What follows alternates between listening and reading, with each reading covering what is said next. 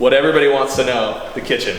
The kitchen. How's it gonna lay out? The most important thing. Yes. This will be the kitchen and the piece here in the middle, as you can see. Check out this kitchen. I'm standing here and I can't believe how far this kitchen has come. When we were here 5-6 months ago, and the property is basically just drywall at that time, it's so difficult to kind of conceptualize, for me at least. I'm not an architect. I don't have a brain that can lay out plans. So it's always so interesting to see the transformation of a property. This is brand new construction. So the last time we filmed here, it was really a blank canvas, and it's come together really, really nicely. The focal point of the kitchen where we're standing today is this massive 12-foot island. And I really love the finish that they chose. This here, this is porcelain. It looks like a marble with this really dramatic veining. It's super smooth and also glossy, even more so than a marble would be, which is why people often go for this porcelain countertop rather than a marble, and it's very, very durable. I've had this in 2 of my homes now, and I really, really like the porcelain because, believe it or not, this finish on here is printed. It is printed on there, and it has a very high gloss. And the fact that if you spill wine or coffee or margarita, lime juice on this countertop, it is extremely resilient. When I first chose to work with porcelain in my home, I actually took a sample and poured wine all over it and went and put it in the corner and came back to it a week later and cleaned it, and it cleaned right off. So this is a very new age finish, and it's being widely accepted as a high-end luxury finish for homes like this, which is gonna go on the market for $4.6 million. So I really like how they did that. Now, if you ever, it doesn't matter if you do granite or if you do marble or if you do porcelain, but one thing that's critical is whoever you're working with to fabricate countertops like this, you've got to sit down and go through the templating process, because these start out as 8 feet by 4 feet and change pieces, slabs, all one piece. So when you template out your kitchen, which would be like this island countertop, the countertops along this section of the kitchen, the backsplash around the oven, you need to know how many slabs it's going to take to complete the project. So sitting down with your fabricator and templating is mission critical.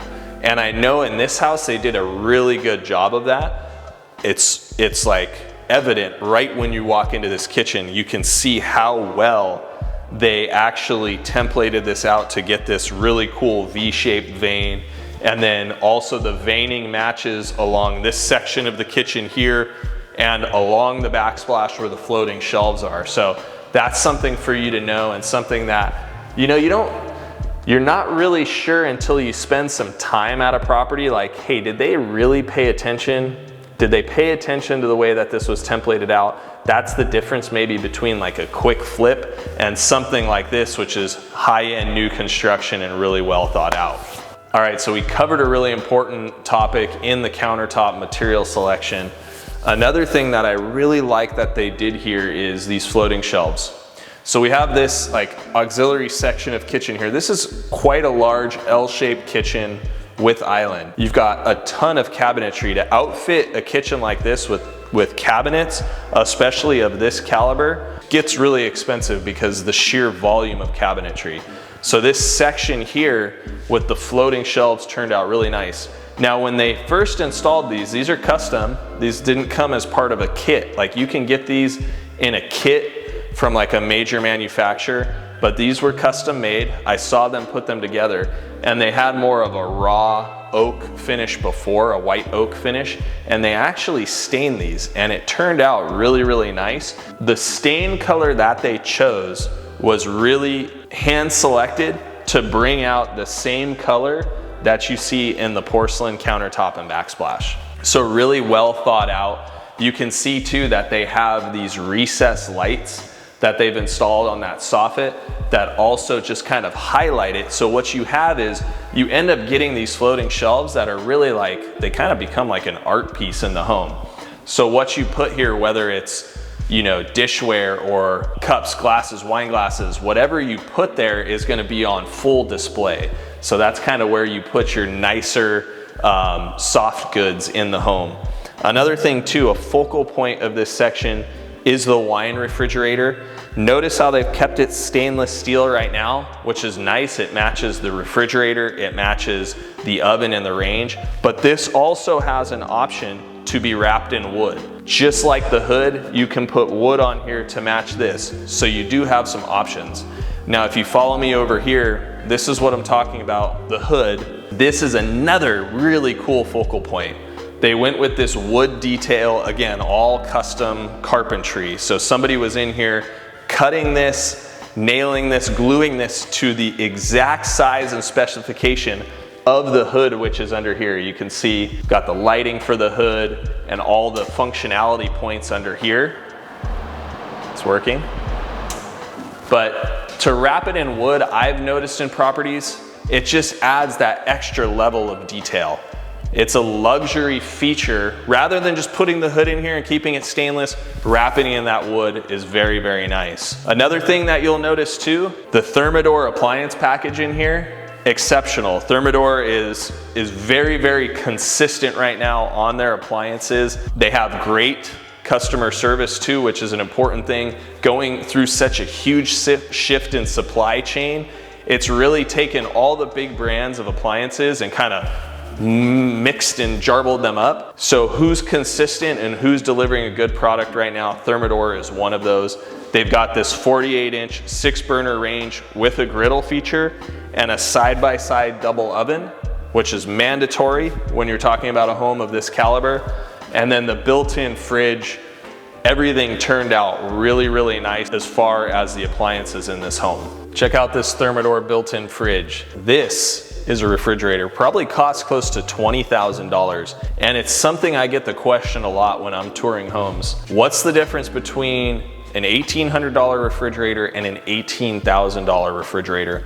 Well, this is it. Built-in is always going to be more expensive than the refrigerators that slide in. And when I say built-in, as I close these doors here, you can see just how tight and meticulous the finish of a built-in fridge is. This is basically craned or forklift into the house, floor dollies, and rolled into position, and that's where it's gonna stay because this refrigerator weighs a ton.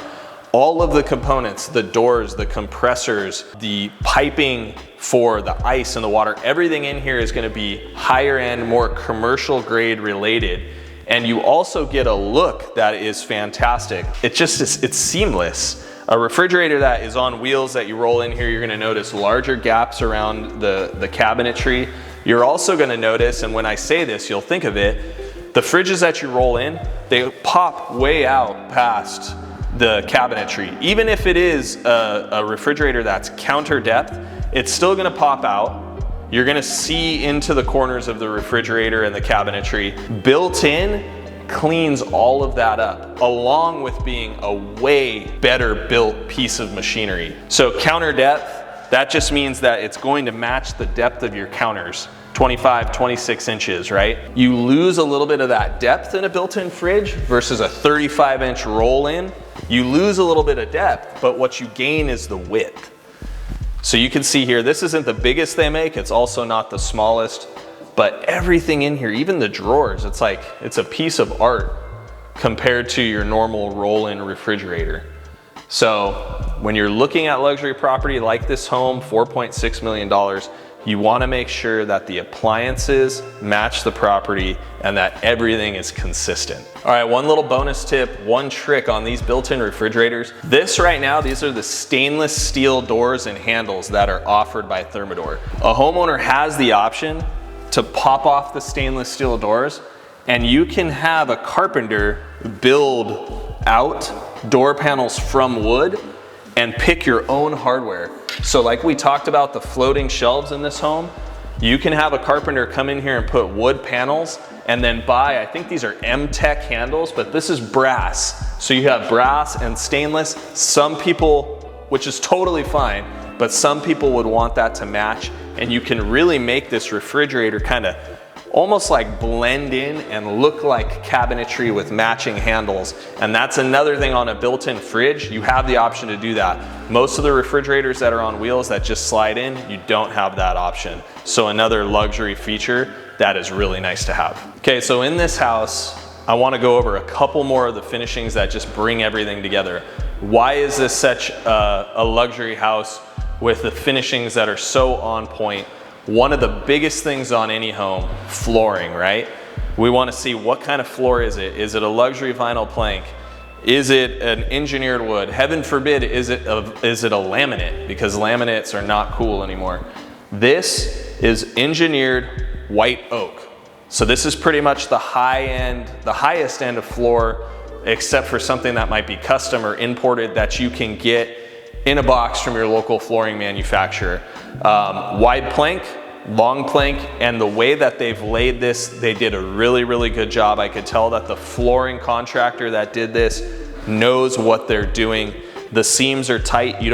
When you look really closely at a wood floor, the rule is you should not be able to take an ID or a credit card and put it in the seams. And I can't tell you how many houses I've walked into that might have been constructed poorly, that I can take out my ID and slip it right here in the crack and have it stand up on its own.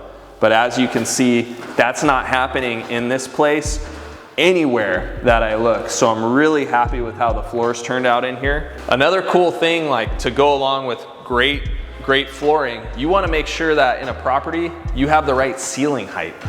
The ceiling height in here is great. I'm looking at right around 10-foot ceilings, and that's just gonna make a property feel bigger. It's gonna breathe better. When the ceilings are lower, people see that. I show a lot of property in San Clemente that was built in the 70s and 80s, and those were built with some sections of ceiling that's 7 foot 6 inches and pretty much 8 feet at the highest in a lot of cases. These 10-foot ceilings really open everything up, and they help the property just feel better.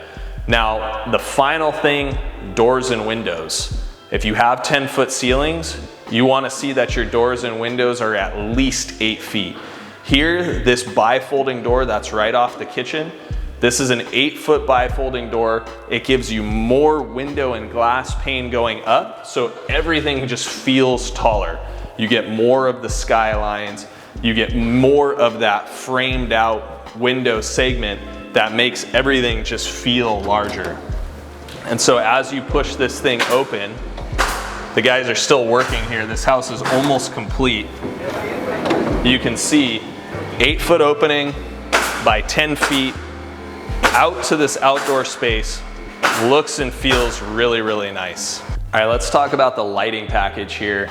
Really nicely done. I wouldn't say it's the most money you could spend on lighting. You can absolutely go crazy with some of the smart home lighting features. You can go wild, but they did a nice job, kind of a middle of the road lighting package here with the 3 pendants over the island. They look great. You've got under cabinet countertop lighting here as well. And then the detail lights above these floating shelves, which will feature whatever you decide to put on the shelves, is really nice as well. So other than that, recess lighting, which is huge in any property, they've gone with a really like middle of the road, not the cool blue or not the super warm lighting. It's right in the middle on a 4-inch recess light. They still make the 6-inch, but what I've noticed is that the 6-inch recess lights, they're just a little bit too large. These feel a little bit newer, a little bit more modern.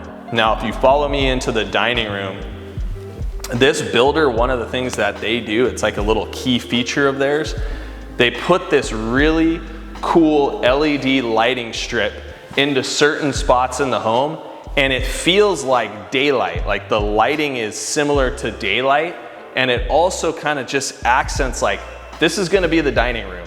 And you can tell right here as it defines this space. And then coming up the staircase, They did the same thing and it's laid into this wallpaper and it feels like little slits in the home where daylight's pouring through, but it's really just LED lighting and a really cool feature that they've done in a lot of their properties that people really, really like.